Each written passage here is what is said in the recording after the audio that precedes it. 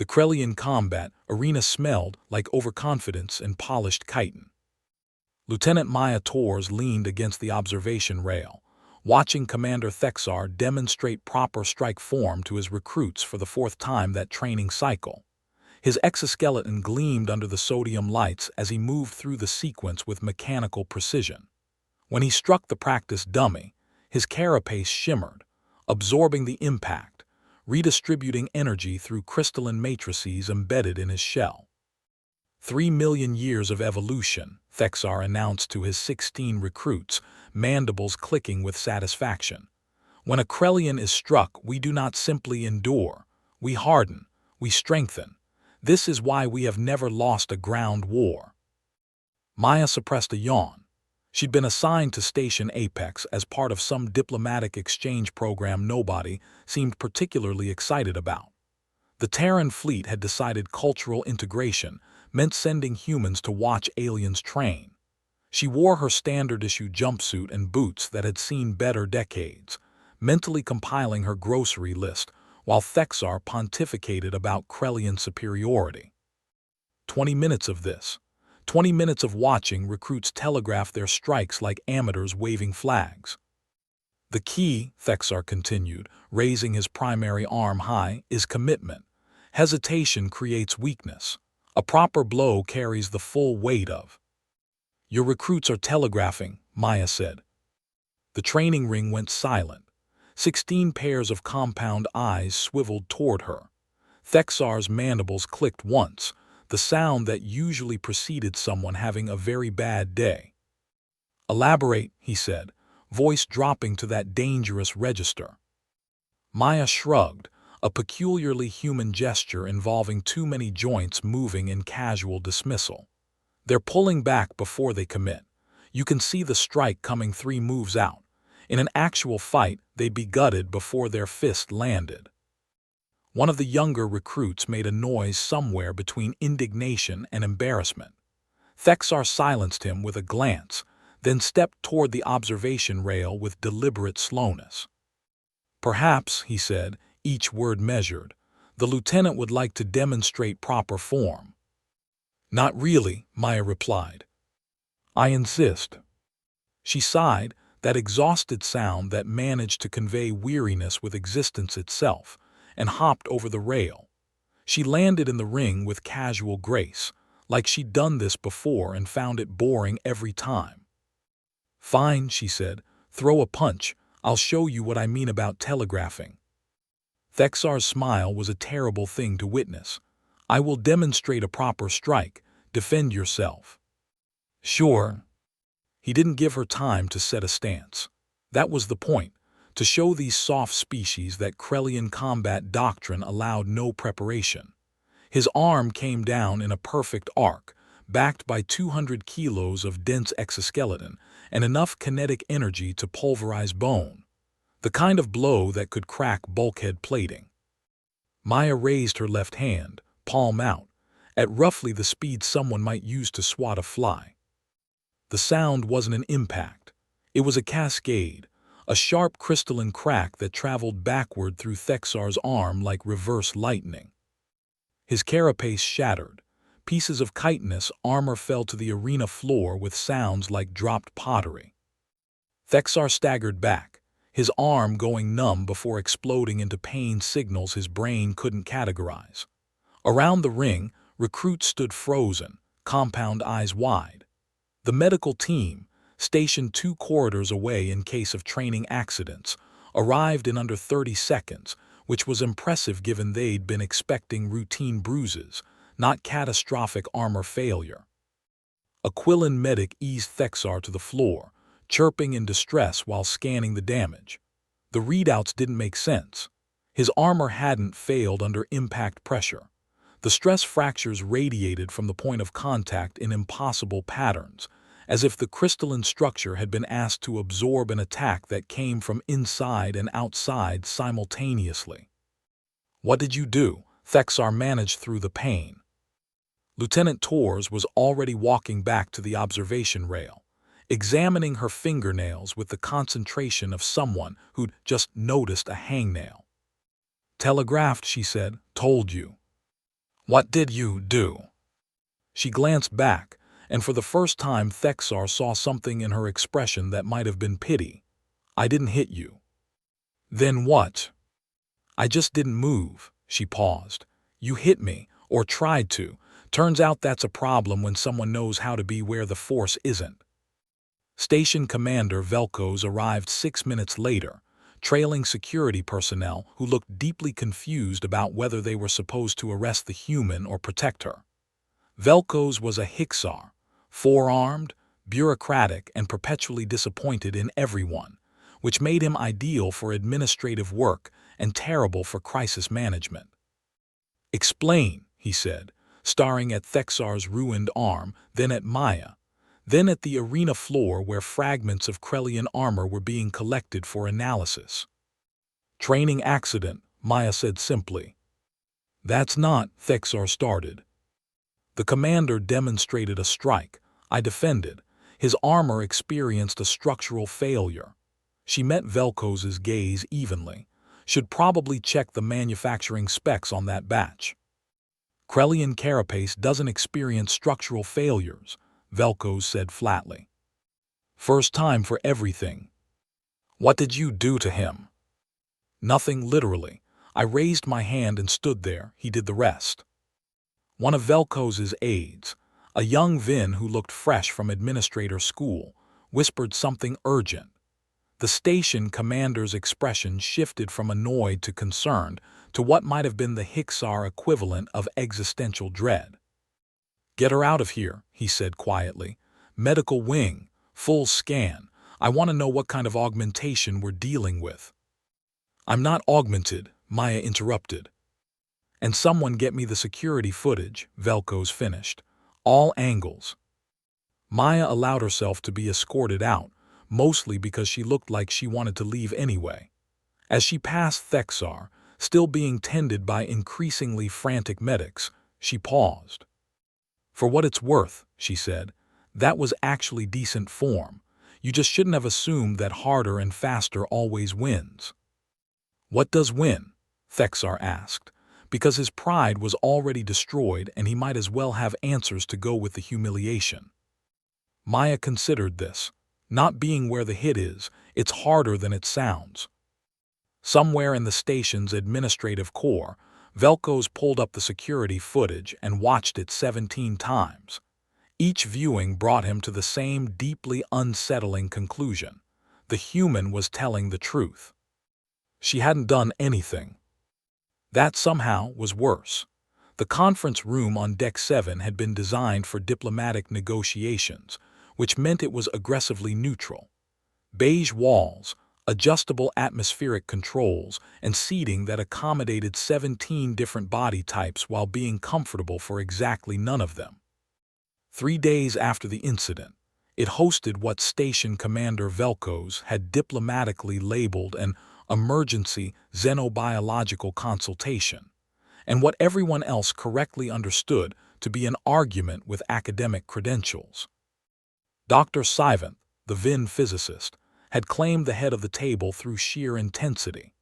Vin were crystalline beings who thought in mathematical proofs and communicated in frequencies that required translation matrices. Sivant had been gesturing at a holographic projection of the arena footage for 40 minutes, freezing it at the moment of contact, zooming in on stress patterns that shouldn't exist. Angular momentum conservation, Sivant announced, waving 2 of their 4 appendages at the frozen image. The energy transferred backward along the vector of attack. The question is how the human created a reflection coefficient greater than unity without generating heat signatures or electromagnetic pulses. That's not physics, countered Dr. Helix, the Quillan biologist who'd been chirping nervously since the meeting started. That's impossible physics. Reflection coefficients can't exceed 1. The energy has to go somewhere. It went into Commander Thexar's armor, said strategist Cora, the Hixar military consultant who'd been brought in because apparently this had become a security matter. 17 fracture points, all radiating from a central impact that sensors registered as zero force application. Lieutenant Maya Torres sat in the corner, arms crossed, watching the proceedings with the enthusiasm of someone observing paint dry. "Can we speed this up?" she said. "I have duty shift in 3 hours."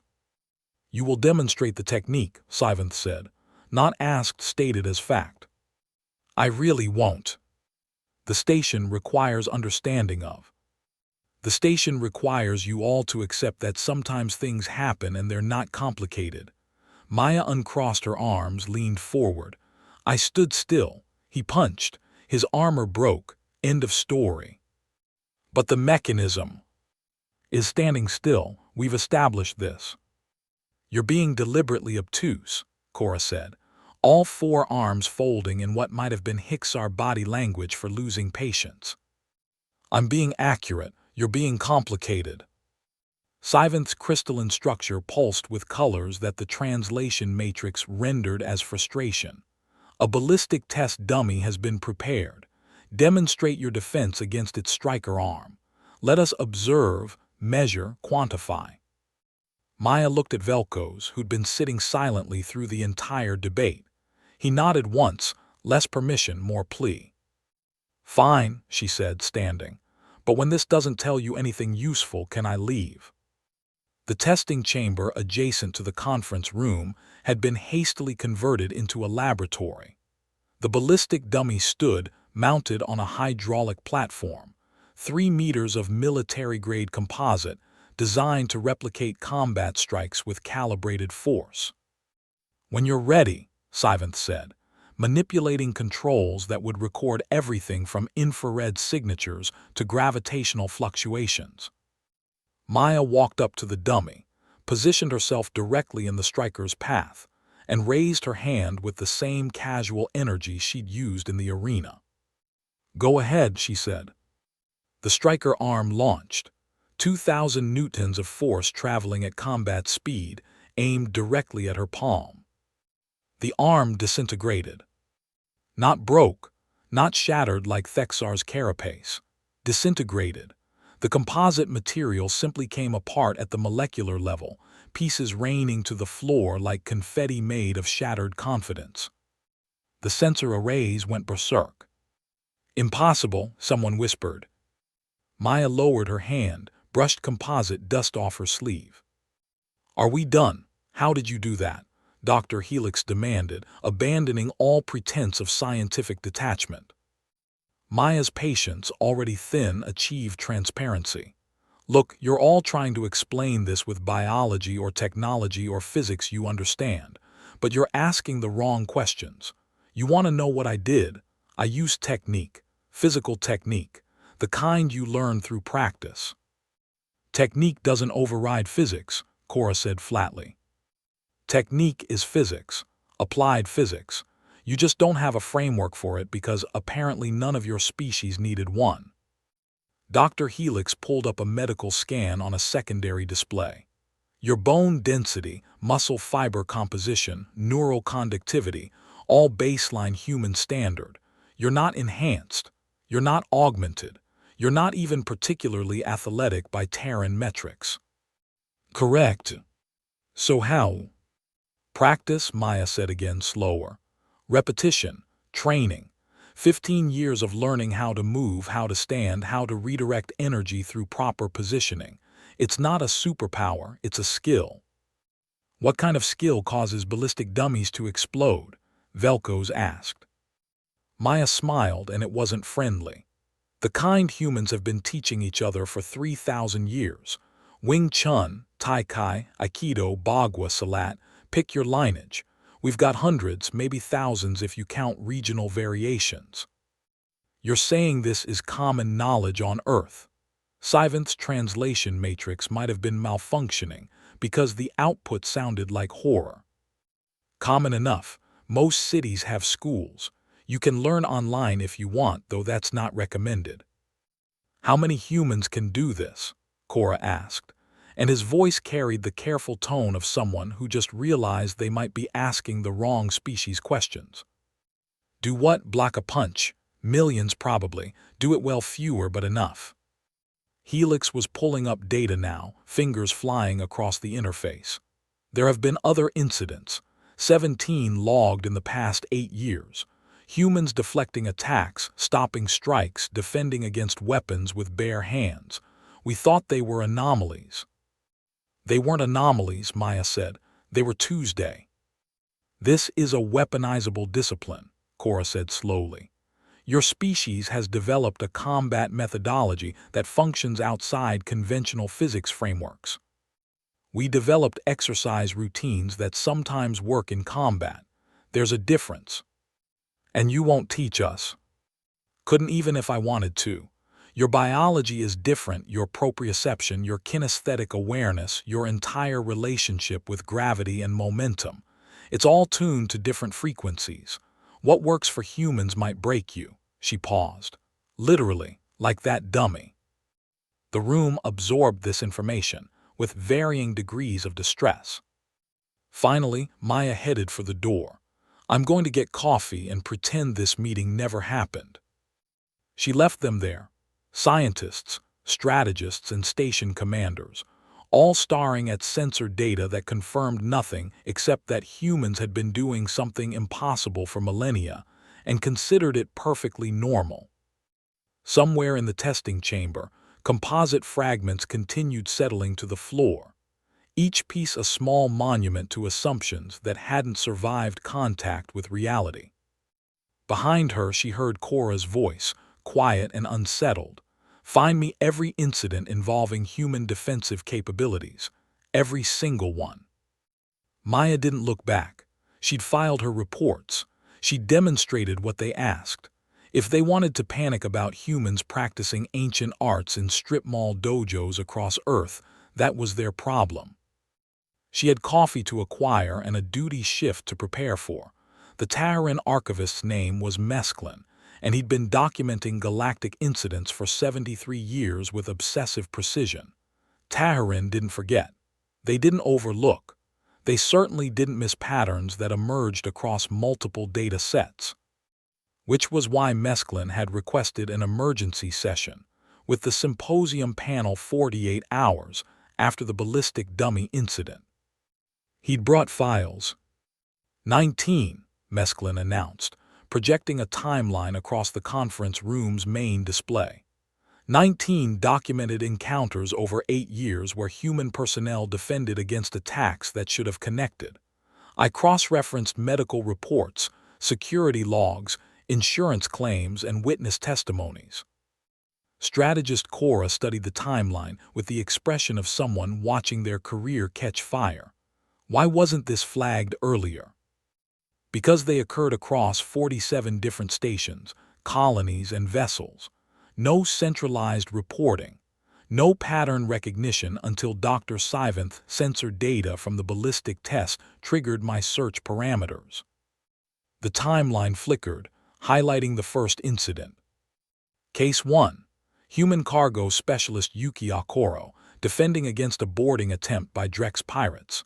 Security footage shows her deflecting a vibroblade with a, Mesklin checked his notes, cleaning implement. The blade snapped. Molecular analysis indicated stress fractures consistent with encountering an immovable object, despite the implement being composite polymer rated for 0 combat effectiveness. She hit the blade with a mop, Helix asked. She redirected the blade's trajectory using the mop as a lever point. The pirate's wrist broke on contact. The pirate's armor gauntlet cracked. The mop survived intact. Sivanth's crystalline structure pulsed rapid-fire colors. Show the footage. The holographic display lit up with grainy security camera angles. A cargo bay. 4 Drex raiders moving through the space with professional efficiency. Then a human emerged from behind containers, holding a mop like a ceremonial staff. The lead raider swung. The human moved, barely, just a slight pivot and redirection. The vibroblade, designed to cut through bulkhead plating, shattered against the mop handle like glass hitting concrete. Next case, Mesklin continued. Human Marine Private Daniel Nguyen, stationed on Firebase 17 during the Krell incursion. Warlord Jexter, 240 kilos of muscle and rage-fueled combat stimulants charged at full velocity. Private Nguyen stepped forward into the charge. He paused. Warlord Jexter's femur, tibia, and pelvis fractured simultaneously. Medical assessment determined he'd essentially run into a stationary wall. How? Velkoz asked, though it sounded less like curiosity and more like existential resignation. Private Nguyen's official report states, I rooted my stance and let him commit. When pressed for elaboration, he added, basic grappling. You learn it in high school. Cora's forearms were all engaged in various stress positions. High school. Terran educational institutions apparently include combat fundamentals in their physical development curriculum. The specifics vary by region. The files kept coming. A security drone disabled by a 12-year-old child trained in karate who'd blocked a stun baton with her forearm. The baton discharged into itself. An engineer who'd stopped a pneumatic press failure by positioning himself in the mechanism. A medical technician who'd caught a falling plasma cutter mid-drop, barehanded, and everyone watching swore the cutter stopped moving before contact. They're not soldiers, Helix observed. Half of these are civilians. Correct. Demographics range from shipping clerks to children to retirees. The common factor isn't military training. Mesklin pulled up another document. It's prior exposure to what humans categorize as martial arts. Define that, Sivanth said. Combat methodologies developed for personal defense, physical conditioning, spiritual development, or competitive sport. Earth maintains approximately 200 distinct lineages with thousands of subvariations. Training periods range from childhood through elderly ages. Some practitioners study for decades. The room absorbed this with the enthusiasm of people learning their foundation, had termites. The closed council convened in a room that didn't officially exist on any station schematic. Present Commander Thexar, arm regenerated but pride still recovering. Mesklin the archivist, drowning in cross-referenced files. Strategist Cora, who'd stopped sleeping properly. Dr. Sivanth, whose crystalline matrix kept flickering colors associated with cognitive dissonance. Station Commander Velkoz, orchestrating damage control that felt increasingly futile. Absent any humans. Confirmation received from the Terran Diplomatic Corps, Velkoz began, reading from a secure data pad. They verified Lieutenant Tor's claims. Martial arts training on Earth involves approximately 8% of the global population actively practicing at any given time. Historical participation rates over the past 5 centuries exceed 40% when accounting for childhood education. 40%, Cora repeated, as if saying it aloud might make it less horrifying. 40% of humanity has received formal training in systems designed to neutralize superior force through positioning and technique. The report clarifies that neutralize is our interpretation, Mesklin said. Humans categorize these practices under recreation, fitness, cultural preservation, and translation uncertain, personal growth through disciplined practice. Thexar's mandibles clicked, the Krellian equivalent of bitter laughter. They broke my combat shell with their idea of personal growth. The psychological dimension concerns me most, Sivanth said, projecting neural scan data that human volunteers had provided. These techniques require sustained attention, muscle memory development, and proprioceptive awareness far exceeding baseline survival requirements. Humans train themselves to operate beyond instinct. We all do, Cora objected. No, we train to enhance instinct, sharpen existing biological advantages. Humans train to override their limitations through repetition until the override becomes autonomic. Sivanth's structure pulsed amber, the color of unsettling realizations. They rebuilt their own neural architecture through practice. Velkoz set down the data pad. The Terran Diplomatic Corps also confirmed that Lieutenant Tor's accurately represented her skill level. Intermediate proficiency with 15 years of experience is apparently unremarkable by their standards. The room processed this in horrified silence. What, Thexar asked slowly, constitutes advanced proficiency? Mesklin pulled up another file. Research Earth had made freely available once they realized the galactic community was having collective anxiety about human capabilities. The footage showed an elderly human, maybe 70 years by Terran reckoning, demonstrating something called Tai Kai. Movement so slow it barely qualified as movement. Deliberate positioning that looked like choreographed meditation. This practitioner has trained for 62 years, Mesklin narrated. According to the documentation, he can redirect incoming force regardless of vector or velocity. His students, he has 17, claim he becomes unmovable when properly rooted. Show me combat footage, Cora demanded. There isn't any. His school focuses on health benefits and philosophical development. He hasn't been in an actual fight since age 23. Sivanth made a sound like crystal chimes falling. They develop these capabilities and don't use them. They use them for exactly what they say, personal development. Fighting is apparently incidental to the larger purpose. Thexar stood paced the perimeter with restless energy.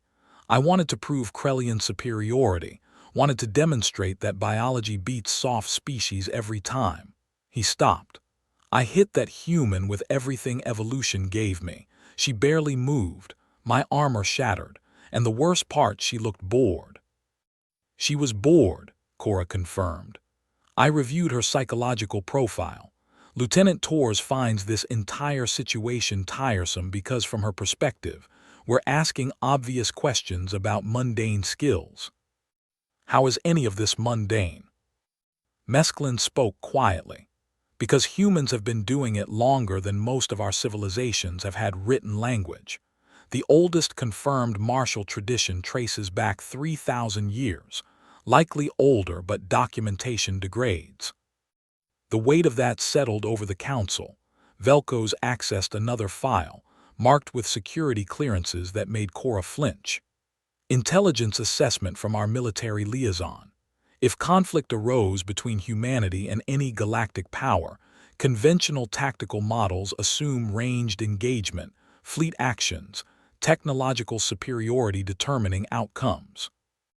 Reasonable assumptions, Cora said carefully, which fail completely if humans close distance. Our simulations can't account for personnel who can neutralize kinetic attacks through positioning alone. Every boarding action, every ground engagement, every close-quarters scenario becomes unpredictable.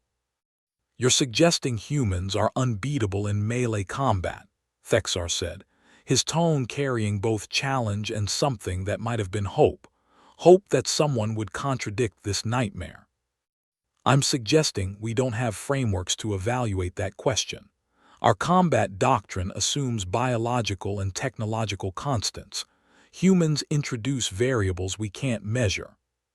Sivanth projected new data, comparative analysis across species. Every civilization we've encountered optimized for survival through evolutionary advantages: armor, toxins, size, speed, regeneration. We spent millions of years perfecting biology because biology was the battlefield. Humans didn't have that luxury, Mesklin continued. Weak, slow, fragile, so they optimized themselves through cultural transmission. They turned learning into their evolutionary advantage. That shouldn't work, Cora said flatly. And yet, Mesklin gestured at the compiled evidence. 19 incidents, countless practitioners, 3,000 years of accumulated refinement. Thexar returned to his seat, careful with his regenerated arm. I've been watching their training footage, hours of it. The patterns are elegant, economical. They waste nothing. No energy, no movement, no opportunity. When I struck Lieutenant Torres, I was committed all in. She'd positioned herself so my commitment became my weakness. They study opposition, Velko said. That's the real concern. They analyze weaknesses, find inefficiencies, exploit them, not through technology or superior firepower, but through understanding how force works and positioning themselves where force cannot reach effectively. It's recursion, Sivanth said suddenly. Human improvement through practice creates better technique, which reveals deeper principles, which enables more practice, which refines understanding. They've been iterating this loop for millennia. Each generation builds on the last, making incremental advances that compound over centuries. Cora's military mind latched onto implications, meaning they're still improving. What they can do now exceeds what they could do 50 years ago. What they'll do 50 years hence exceeds current capabilities. Unless they've plateaued, Helix suggested hopefully. Have they? Cora asked. Mesklin pulled up research data. Current Earth martial arts schools report active development of new techniques, cross-training methodologies, and integration with modern kinesthetic understanding. They're not preserving ancient knowledge. They're actively expanding it. The council sat with that reality. Outside, the station continued normal operations. Inside this room, representatives of galactic civilization confronted the truth that humanity had been playing a different game entirely. Recommendation, Velkos asked quietly. Diplomatic observation that humanity's cultural practices include extensive personal combat training, Cora said carefully. Suggest avoiding physical confrontation with human personnel. Update tactical databases with uncertainty parameters around close-quarters scenarios. And the larger strategic question, Velkos pressed. Silence answered, because the larger strategic question wasn't military, it was philosophical. Galactic civilization had always assumed advancement meant better technology, stronger biology, more sophisticated weapons. Humans had demonstrated that advancement could mean better technique, deeper understanding, more refined practice. They'd been doing homework, while everyone else relied on genetics. Thexar accessed the station's public network, pulling up Earth's cultural database. He found a training facility in San Francisco. Small space, wooden floors, humans moving through forms that looked like dance until you understood they were learning to dismantle opponents without touching them. The footage showed an instructor correcting a child's stance, maybe 10 years old, focused with the intensity of someone learning foundational truths. The instructor adjusted her hand position millimeters. The child tried again. Better, still learning. That's what terrifies me, Thexar said quietly. That child is practicing the impossible, and nobody told her it's impossible, so she just learns it. Mesklin compiled the final report over the next week, knowing it would circulate through channels that would make admirals nervous and diplomats cautious. Somewhere in the document, he noted that humanity's martial traditions treated physics not as absolute law, but as flexible framework. Something to understand deeply enough to find the spaces between rigid rules. The Council's recommendations were simple and profound. First, acknowledge that human combat capabilities exceeded previous assessments, not through biological or technological advantage, but through accumulated cultural knowledge spanning millennia. Second, update all tactical databases to reflect uncertainty in close-quarters scenarios involving human personnel. Traditional force superiority assumptions no longer applied. Third, avoid physical confrontation with humans when possible. If unavoidable, understand that conventional advantages, size, strength, armor, natural weapons, might prove irrelevant against trained practitioners. Fourth, do not attempt to replicate human martial techniques. Preliminary research suggested fundamental incompatibilities between human proprioception and other species' neural architectures. What worked for humans could cause catastrophic system failures in non-human biology. The recommendations spread through military channels first, then diplomatic corps, then civilian administrators. Quietly, without fanfare, galactic civilization adjusted its understanding of humanity. They weren't the strongest species. weren't the fastest or most durable, had no natural weapons, no evolutionary armor, no biological advantages worth noting. But they'd spent 3,000 years learning to make that irrelevant. Lieutenant Maya Torres received her transfer orders 2 weeks after the council meeting. New posting, different station, no explanation given. She packed her few belongings without complaint. Before departing, she left a small gift in Commander Thexar's quarters, a data chip containing training footage from a Wing Chun school in Hong Kong. The attached note read, "Not suggesting you try this, just thought you might want to understand what happened. The master in this footage has been training for 47 years. I'm still a student compared to her. Torres." Thexar watched the footage that evening. The master, a woman who looked to be in her 60s, moved through forms with liquid precision. Each motion connected to the next with mathematical inevitability.